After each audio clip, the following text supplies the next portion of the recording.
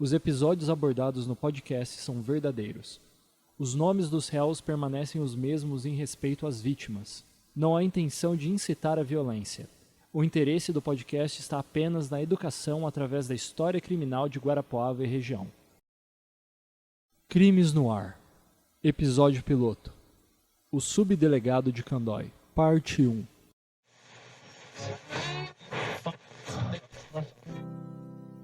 Ok, você é novato aí, né, escrivão? Anota aí. Delegacia de Guarapuava, autos de declaração aos 14 dias do mês de junho do ano de 1966, nessa cidade de Guarapuava, estado do Paraná, delegacia de polícia da 6ª Subdivisão Policial, onde presente se acha o senhor delegado-chefe. Foi meu nome, Luiz de Abreu. Comigo, escrivão, de seu cargo, abaixo nomeado e assinado, compareceu João Branco da Silva, né? Filho de Frederico Branco da Silva e de dona Eulália Ribas da Silva, com 31 anos, brasileiro, natural de Irati, Paraná, estado civil solteiro, de profissão militar da PMEP e residente à rua Antônio Rebouças, nessa cidade, sem número. O qual perguntado prestou as seguintes declarações. Anotado? Ok. Então, filho, se puder esclarecer as coisas aqui pra gente, não precisa ficar nervoso. Quer uma água? Café? Ô, Ruth, pega uma água pro rapaz. Então, filho, o que aconteceu? Conta aí, do início. As coisas estavam tranquilas naquela noite, sabe? Uma briga de vizinho ali e aqui, nada demais. Aí o cabo deu ordem pra patrulha. Foi quando a gente viu o fogo. Tudo começou com um incêndio, sabe? Aquelas fogueiras de pneu, o cheiro é horrível. Então, tava bem na frente do alojamento. Um João, um carinha que mora na frente, tava maluco com tudo aquilo. Tipo aos berros mesmo. Aí a gente viu um vulto, rápido. Foi só uma sombra atravessando a luz do fogo. A gente correu atrás, é claro, e o cabo tava, bravo com tudo aquilo. Foi quando o rastro parou em um bar, um daqueles bem podres, sabe? Um tal de Viana é o dono. O cabo perguntou. Aí o cara falou que o Chiquinho tinha corrido e se escondido na mata. Registre-se que o popular Chiquinho é um dos capangas de Trajano Machado, ex-subdelegado desse distrito, e réu, no caso. Chiquinho é a alcunha de Francisco Pavanati, um delinquente com várias denúncias de defloramento. A gente não podia deixar ele escapar. O cabo foi na frente e eu logo atrás. O Assis era o último da linha, nós três. Todo mundo sabia o quanto o Trajano odiava o cabo. Nos odiava. Odiava a polícia, os de farda. Todo mundo que ele culpava por perder aquela posição de subdelegado. Mas eu nunca pensei que algo como aquela noite fosse possível. Quando a gente achou o Chiquinho, o cara já tinha se encontrado com o chefe.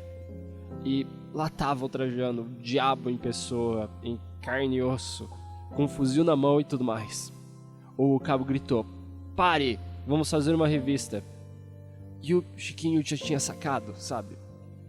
Foi um tiro em cheio, quebrou o braço do cabo na hora, e eu e o Assis ficamos em choque.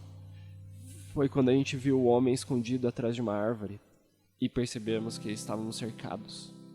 Foi um inferno na terra. O cabo levou mais 2 tiros nas costas e caiu. E eu pensei que ele estava morto. Mas um dos tiros ricocheteou na carteira. O Trajano deve ter pensado mesmo, porque logo ele foi embora e a troca de tiros parou. Eles correram até a zona de Meretrício. Eles foram para aquele labirinto de bocas e prostíbulos. Eles correram até Segredo, onde a gente não podia alcançar eles. Então essa é a sua versão oficial? Muito bem. Espero que não se arrependa depois. Tá liberado, pode sair. Escrivão, pode parar por aqui. Até você, novato, reconhece quando alguém está mentindo, né?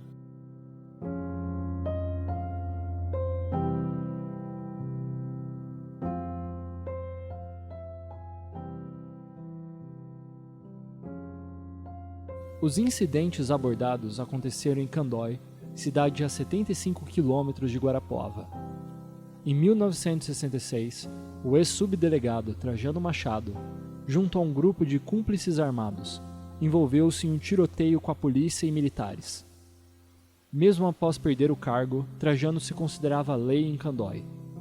Após o golpe civil-militar, soldados de baixa patente foram ordenados a desarmar grupos civis de grande influência nas cidades, a fim de não encontrarem resistência à ditadura. Foi em 1966, na região de Segredo, que os militares finalmente entraram em combate armado com Trajano. Não há número certo de feridos. O tiroteio matou Oswaldo Machado, irmão mais novo do réu. Trajano foi inocentado das acusações.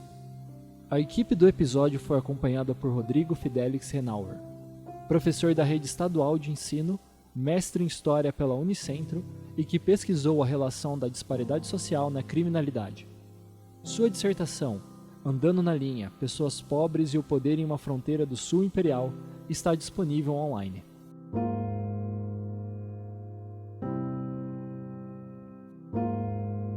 Olá, meu nome é Daniel Simon. E eu sou Eliezer Kyler. E começa agora o primeiro episódio de Crimes no Ar.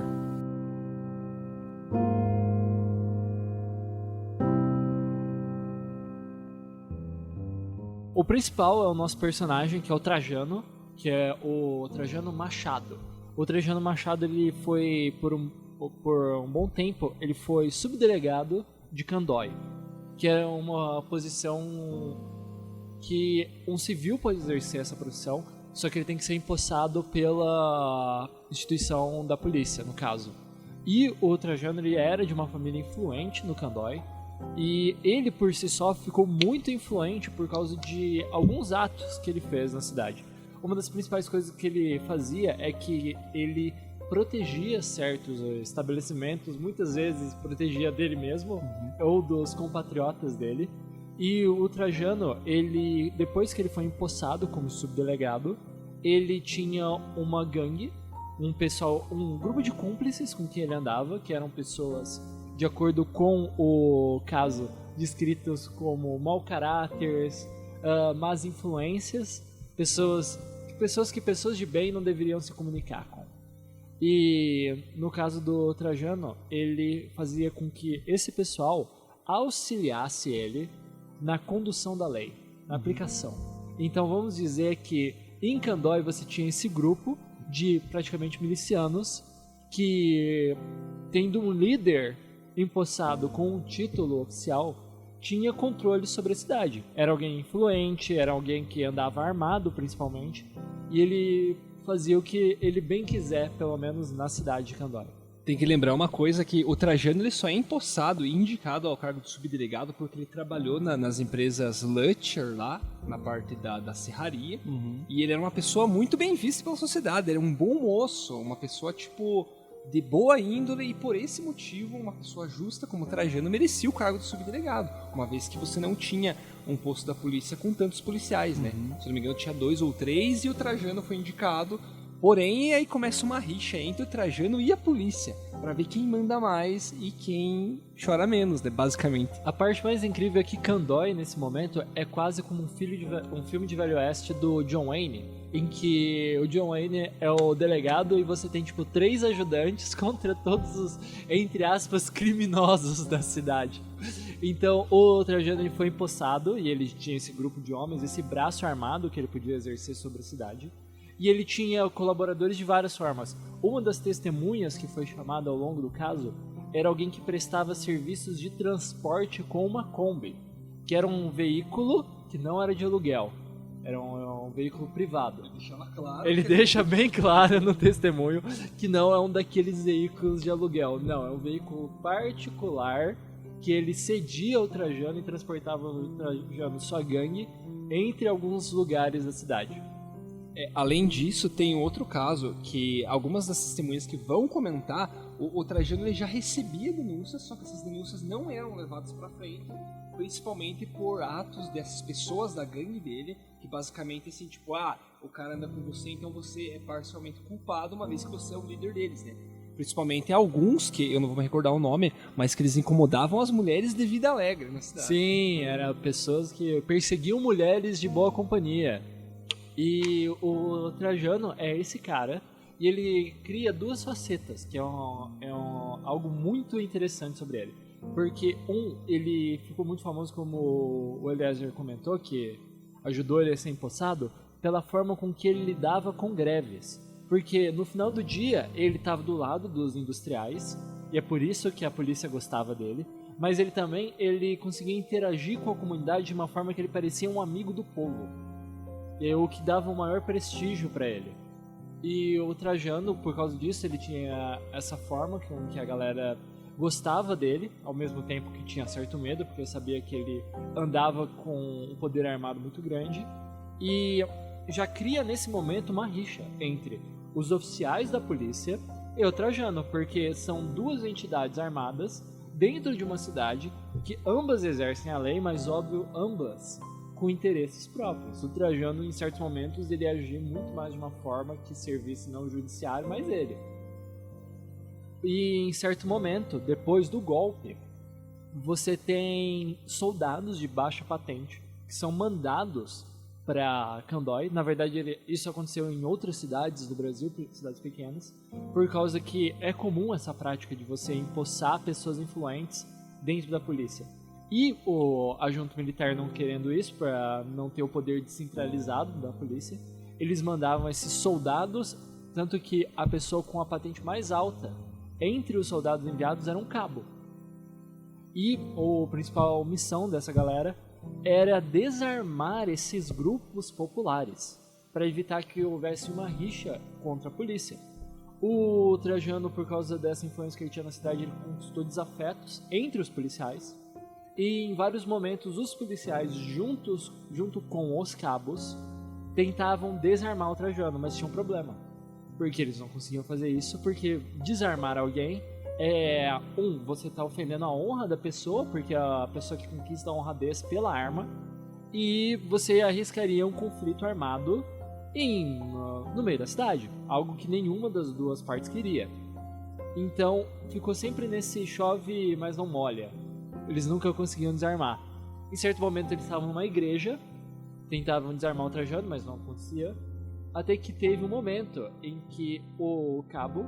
Só um adendo, nessa parte da igreja aí, um dos soldados, ele viu, acho que se eu não me engano, é o irmão do Trajano, ou é um da gangue, e ele vai atrás tentando desarmar. Eles estão em 3, se eu não me engano, do lado da polícia, contra 5 que era a gangue do Trajano. E tipo, ele vai, então, os 3 naquele, único sozinho, e quando ele vê que tá os 5, meio que rola umas encaradas, um atrito ali, mas eles resolvem não fazer nada, porque primeiro que é uma festa popular, né, tá no meio da igreja, e segundo que eles não teriam poderio de fogo suficiente para derrubar os 5, né?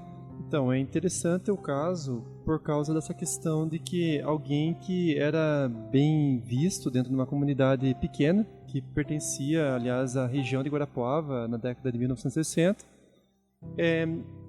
pendeu para um lado logo de autoridade, era alguém que estava do lado de pessoas trabalhadoras, numa greve, por exemplo, o cara... ou seja, ele tinha muitas faces, né? O Trajano era multifacetado mesmo, assim. E não sabemos qual que era realmente a do Trajano, né? Senão por meio da documentação encontrada no Centro de Memória da Unicentro. Então, o que eu estava pensando enquanto você estava relatando sobre o Trajano, sobre a sua trajetória no Kandoi? Então... o Michel de Certeau é um historiador que trabalha com conceitos interessantes no livro chamado A Invenção do Cotidiano, Estratégia e Tática.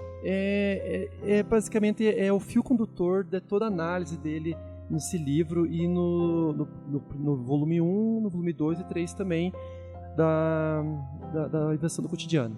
Daí, o que é estratégico? Vou explicar. Estratégico é tudo aquilo que é pensado com um lugar próprio. Ele tem uma finalidade definida, seja, por exemplo, uma lei, seja um espaço urbano, uma arquitetura pensada. Não, isso aqui é somente para você se apoiar para descer essa escada. Por exemplo, a posição de subdelegado tinha uma função específica, tinha tem todo um conjunto de normas, de coisas que fazem simplesmente isso se tornar, por exemplo, estratégico. O tático, ele não tem um lugar próprio, ele foge do estratégico. O tático eu consigo ver assim, ó. Por exemplo, quando o estratégico ele não consegue ser bem firmado, bem estabelecido, bem executado, o tático ganha espaço. Ele começa a se filtrar dentro daquilo que é falho ou uma rachadura do estratégico. No caso, o sistema, uma instituição pública, nesse caso de segurança, no Kandor, certo? Uma pequena delegacia. E uma outra coisa, pode ver que onde a democracia não funciona direito, onde aquilo que é pensado de uma forma estratégica para funcionar dentro das instituições democráticas, ou das instituições que deveriam funcionar de uma forma dentro do Estado de Direito, pode ver que o tático ele tende a ganhar, no caso, espaço. Eu não vou usar o termo lugar, porque o lugar é estratégico. O lugar tem uma delimitação específica, pensada para ser como tal. Só que o tático, ele se aproveita da brechinha do estratégico, quando é falha, e ressignifica isso, fazendo o seu espaço. Então, voltando à questão lá do Kandor. Ele começou a perceber que podia ganhar mais com isso. Já que o estratégico estava todo cheio de rachaduras, a comunidade logo dava corda para ele, as autoridades, enfim, o cara tinha um nome, né, a ser, por exemplo, por um lado temido por alguns e por outros também, no caso, até ser bem quisto, no caso. O que ele fez? Ele começou a fazer o que as milícias no Rio de Janeiro fazem. Por que não cobrar para esse pessoal comprar o gás naquela venda que tem esquema conosco aqui? Você é um comerciante, eu te ofereço segurança contra quem? Contra mim mesmo, certo? Essa é a segurança. O poder público está funcionando aqui nessa favela, nessa comunidade, por exemplo? Não está funcionando. Então o estratégico está falho aqui. E eu, como no tático, o que eu faço? Eu ressignifico o lugar e crio um espaço meu de atuação, no caso do miliciano, certo? Eu crio minhas regras, eu exerço um poder, eu começo a fazer aquilo que daí o Foucault chama também de um micropoder, certo? Só que não estou falando micropoder no caso, no sentido assim, tão sutil. Ele é mais violento nesse caso aqui, porque ele faz que você tenha medo, que você seja coibido de fazer alguma coisa, porque eu estou exercendo o poder, só que de uma maneira não tanto só pelo meu nome, pela minha posição dentro dessa comunidade. Eu estou exercendo pela força das armas, de qualquer outro tipo de crime ou delito que possa acontecer. O Trajano me lembrou muito isso, quando começou a contar da trajetória dele e essa coisa da Kombi e tudo isso. Eu achei... Tem um detalhe que é tipo assim, o Trajano, a gente não sabe a que nível ele exercia esse poder. Se tipo assim, subiu realmente na cabeça dele, pelo menos eu não consigo perceber, talvez, tipo, vendo o caso mais a fundo. Porém, a galera que andava junto com o Trajano pirou o cabeção. Que tipo, era um negócio meio que assim, cara, eu tô andando com a pessoa que é tipo a pessoa mais importante dessa região aqui. Isso me dá o direito de ser uma pessoa horrível, de ir lá e tipo, eu receber pelo programa que a garota fez comigo, né? Tipo, basicamente isso. Tanto que você percebe, isso é algo de dedução lendo todo o caso, que todas as estratégias dos policiais para tentar desarmar o Trajano parte por onde? Pelo irmão dele, que é o irmão mais novo, que é ou seja, ele emboça o irmão de poder para se juntar a esse ciclo da violência, e o irmão que é muito mais novo dele é imaturo e é o elo fraco. É por onde eles tentam pegar o Trajano. Todos os momentos é pelo irmão, por causa que, tipo, é um garoto que agora, graças a esse poder que o Trajano pode providenciar para ele, pode decidir entre a vida e a morte de alguém. É alguém que pode, tipo, cobrar serviços de um estabelecimento. É o cara que se embossa de tanta coisa numa idade tão jovem. Então, é interessante isso, e ele percebeu essas falhas, que num lugar pequeno que não vão ter denúncias assim, quem que vai usar um lugar que eu conheço quase todo mundo aqui. Se você me denunciar, você está com um grande problema. Então o Trajano pensava isso, e as pessoas envolvidas com ele se sentiam também com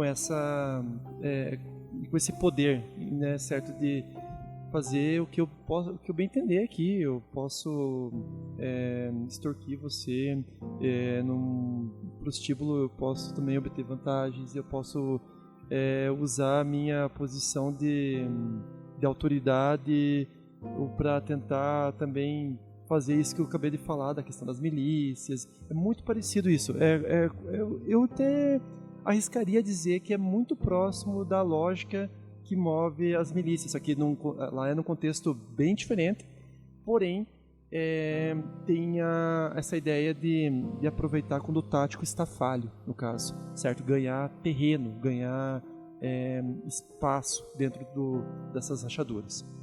E uma outra, nessa época, vamos pensar assim, será que no município maior, um grande centro urbano, Curitiba, era muito mais fácil exercer uma posição como o Trajano fez no Candói, por exemplo? Ele poderia fazer isso em qualquer outro município, que veio a ser depois municipado, como Pitanga, Cantagalo, Pinhão.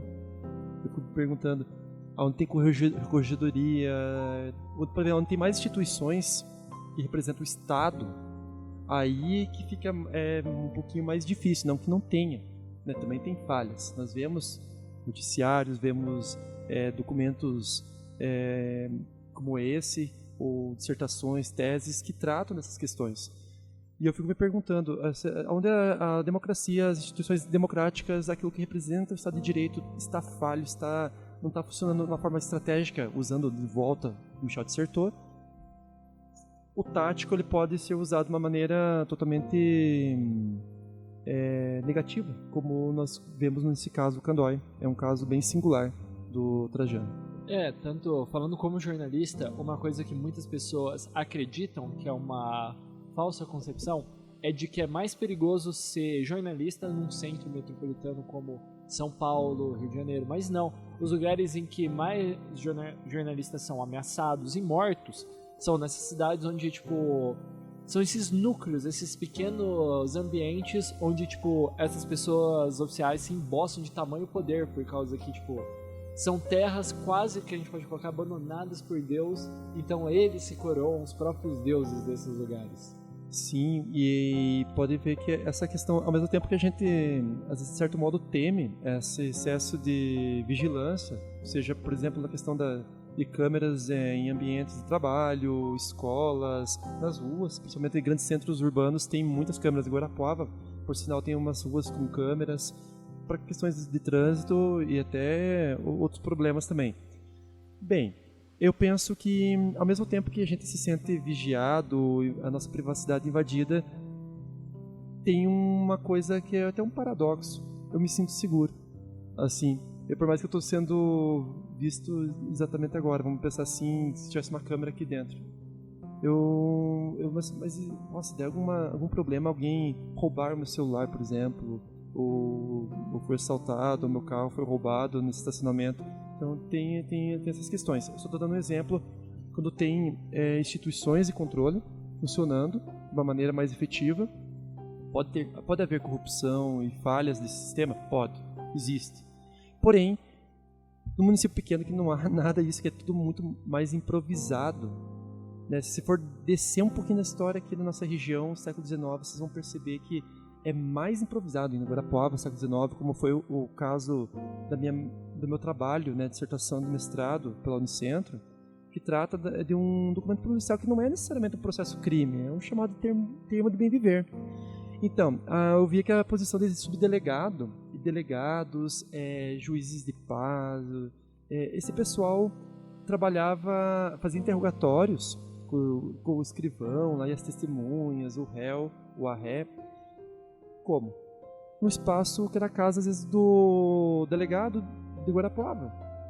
Ou seja, não tinha uma delegacia, era tudo muito mais no amadorismo.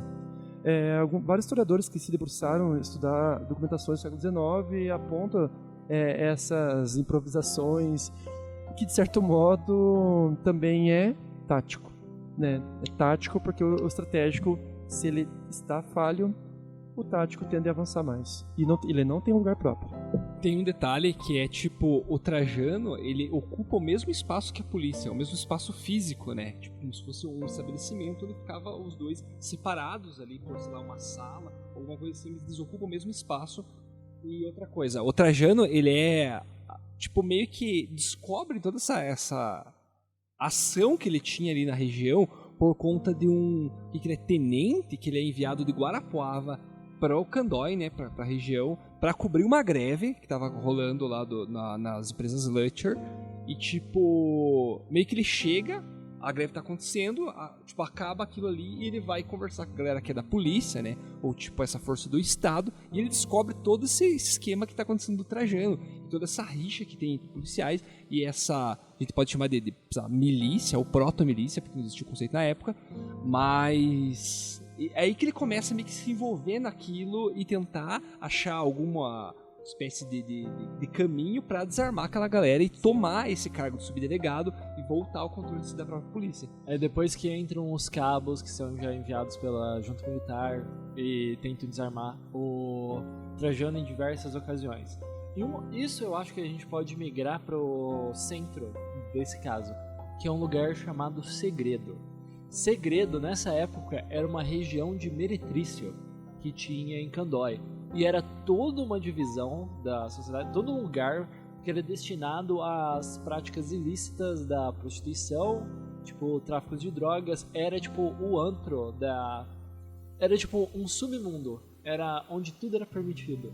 Lembrando que Segredo é a região que tem a usina, né? Então, no processo que está sendo construído dentro do período de ditadura militar, né? Que tem esses grandes investimentos nessas áreas de infraestrutura, né? Que é uma propaganda que usam até hoje sobre esse período da história. E você vê que tem essa região dos prostíbulos ali por conta de suprir essa demanda, entre aspas, dos trabalhadores que estão lá na região, né? É sempre benéfico para o Estado, quando está construindo essas grandes obras, ter perto uma zona de meretrício. Tem uma matéria muito boa do Intercept que fala como a usina de Itaipu foi responsável por toda uma geração de crianças em Foz do Iguaçu que nasceram sem pais, por causa que o Estado financiou uma casa de meretrício lá, na verdade para suprir todos os trabalhadores. Eles forneciam apenas exames para os homens, os trabalhadores, porque se um homem ficar doente é menos uma mão de obra trabalhando na indústria.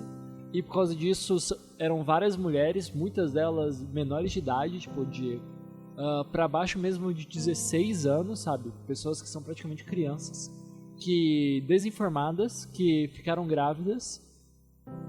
Muitas delas foram pessoas que deixaram as cidades de longe e depois precisaram voltar para as cidades. Tipo, jornadas árduas e dessa vez grávidas ou com crianças de colo. E, tipo, fala de toda essa parte.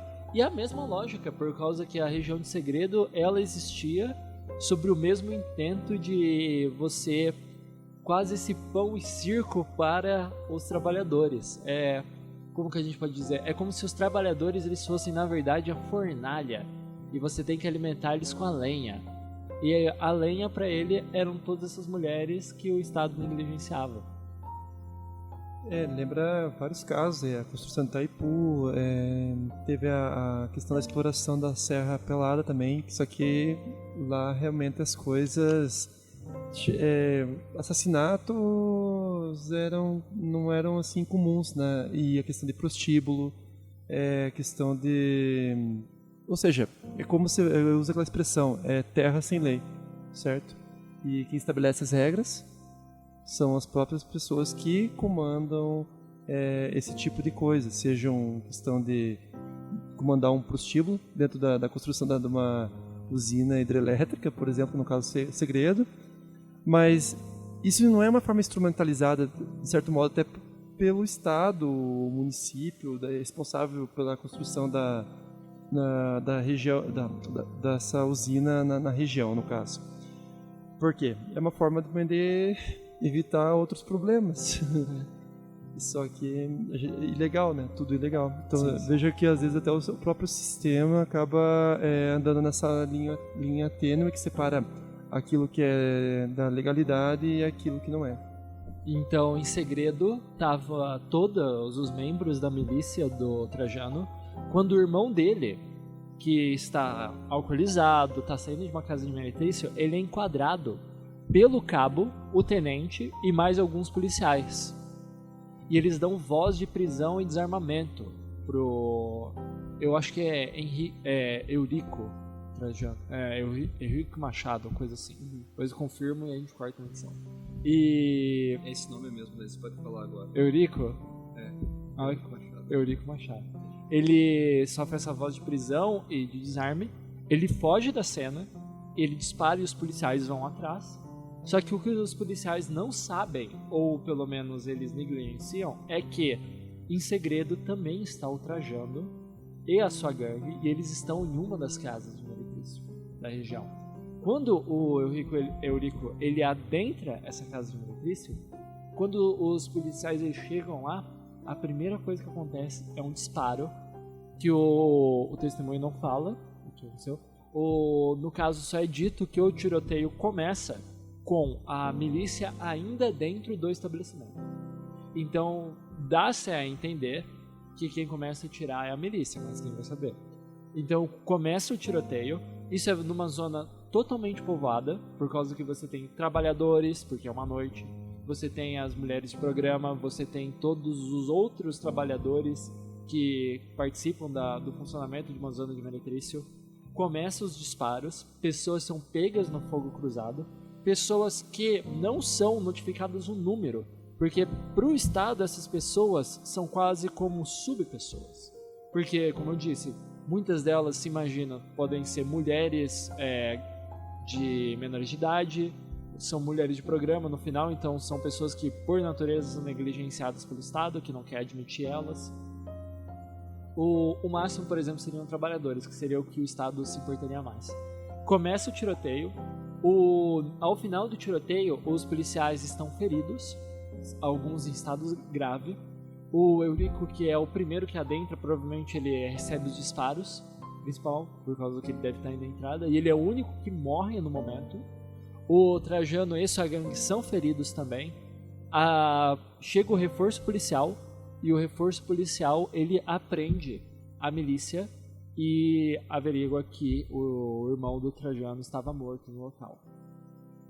O que se segue depois é todo um caso complicadíssimo, por causa que você tem essa figura prestigiada em que todas as testemunhas, ou pelo menos grande parte delas, eram beneficiadas pelo Trajano. A primeira testemunha que é chamada é a testemunha da Kombi, que estava no local, que é natural de segredo e, como diz, é o dono de um veículo privado, que não é de aluguel, mas ele cedia ao Trajano, e é uma pessoa que depois favorável ao Trajano, porque no final do dia essas pessoas talvez não se sentissem representadas ou asseguradas pelos oficiais militares, então eles recorriam ao Trajano, embora o Trajano não seja de nenhuma forma um herói trabalhador, sabe?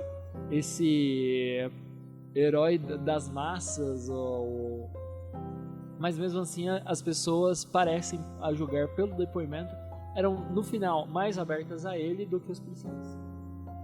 É interessante, aquilo que eu falei, realmente as pessoas acabam muitas vezes sendo conivente, por mais ilegal que seja, e acaba recriando todo um mundo, uma forma de se relacionar naquele lugar, naquela região, que não funciona, por exemplo, naquilo que está estabelecido por lei, aquilo que deveria funcionar, pelo menos em tese. Que nem eu estava falando, nos grandes centros urbanos, pelo menos, ou quase isso. E uma outra questão Eu trabalho no município do Pinhão, certo? Eu leciono lá. E eu percebo muito que tem esse tipo de comportamento na população do Pinhão. Segundo um colega, ex-colega que ele era professor, hoje ele é policial militar, ele já trabalhou, né, na delegacia do Pinhão, e me contando o tipo o índice de criminalidade, de homicídio, de assim, para uma população que tem uma densidade populacional pequena, é muito grande, sim. E o pessoal, aquela coisa da defesa da honra é muito forte no município do Pinhão. Não importa se isso vai dar, eu vou pegar, sei lá, 20 anos de cadeia por causa de homicídio. Teve um caso de um rapaz que ele e o pai dele assassinaram um outro, só que foi por engano, por questões de ciúme, diz que a esposa estava traindo ele com esse rapaz, mas ele pegou o cara errado. E faz pouco tempo isso, o cara foi esfaqueado, enquanto o pai desse rapaz que esfaqueou estava segurando o outro. Então, tem pessoas que falam que realmente isso não é um problema. Que a parte ruim foi que saquearam o cara errado. Esse é o grande problema da situação. Exatamente. E esse era o problema. Se fosse o cara certo, ainda tinha tinha um aval de alguns no Pinhão. E eu ouvi coisas bem absurdas, mas enfim. No Candói, as pessoas talvez seguissem uma lógica semelhante a essa, que municípios pequenos como seja Pinhão, Candói, Cantagalo, Laranjal, essa região aqui centro-sul é repleta de histórias como essas, onde a população se apega mais a esses, entre aspas, autoridades amadoras, né, da região, assim, que eles consideram alguém importante, que tem um status, como eu falei, quase de autoridade mesmo, apesar de alguns não serem oficialmente. E quando parece alguém que o Estado mesmo deu essa função, as pessoas não dão crédito e acabam vendo de outro modo. Eu ia comentar que, no caso, quando você tem pelo menos o Candói, que naquela época dá-se entender pelo caso que já é uma região humilde. Essas pessoas também, a gente tem um aspecto que, assim, quando você está sem opção, a maior parte das pessoas, quando é oferecida a proteção dos filhos, não vai se importar se quem está oferecendo é o Comando Vermelho. Isso não é uma crítica individual ou é só uma constatação do sistema, de como as coisas funcionam. Por causa que, no final, o seu princípio mais humano é pensar em algo menos bem e mal, é pensar no utilitário, é o que vai proteger meu filho no final do dia. O Trajano, ele se pintava como esse herói proletário, por causa, ele deve ter crescido no mesmo ambiente. Muitas das pessoas que usufruíram do serviço do Trajano devem ter conhecido o Trajano, já que ele era de uma família influente, antes dele ser o subdelegado, antes dele ter a milícia depois que ele foi desempossado. Então são pessoas que olham pra ele e vê, é um de nós. Tanto que, no caso, é falado que ele tinha um prestígio na Lutcher mesmo, na empresa lá, como trabalhador. Então ele era respeitado, por isso que quando ele sai dela, ele ganha esse cargo. Então, meio que todo mundo sabe que você é um bom trabalhador, um bom companheiro de trabalho. Talvez ele tivesse algum cargo, sei lá, de encarregado, gerente, alguma coisa assim, em alguma das áreas lá da empresa. E por esse motivo as pessoas respeitam ele ainda mais, porque ele sempre foi uma pessoa boa ali. No caso, você acha então que, além dele ter essa questão da tática, de ver essas brechas ali, ele vai exercer então esse micropoder baseado no cargo enquanto um dispositivo? De certo modo, pode ser considerado. Tanto, né, as formas de ação, a forma dele lidar com o cotidiano dele no Candói é tático, de fato. Ele estava fora daquilo que a lei estabelecia como limites, no caso, né? Estava além dos limítrofes que, por exemplo, as instituições colocavam que podia ou que não podia fazer, principalmente na posição dele. Mas, ao mesmo tempo, ele exerce agora puxando para outro conceito, micropoder, porque o micropoder, na verdade, todos nós, de algum modo ou de outro, exercemos.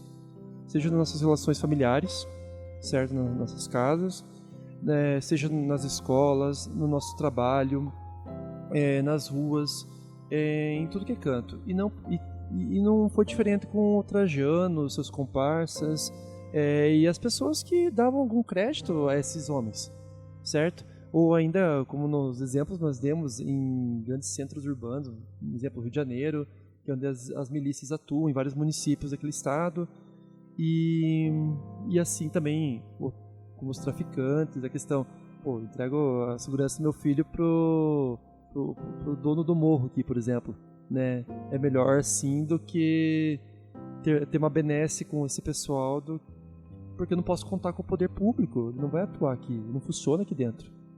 Seja a segurança pública, principalmente essa questão, ou qualquer outra coisa, independente de pedir autorização desses caras aí. Quantas vezes eu fico imaginando, assim, enquanto você está falando, eu até me perdi aqui. Será que o pessoal pedia, assim, uma espécie de... É como se fosse pedir bênção para o padrinho. Será que ele tinha esse tipo de procura também? Às vezes um conselho, ou para arrumar para um trabalho, qualquer outra coisa, assim, para ele dar uma lição em alguém que está incomodando, né? Eu fico pensando. Essa presença quase, preste atenção na sutil analogia mitológica.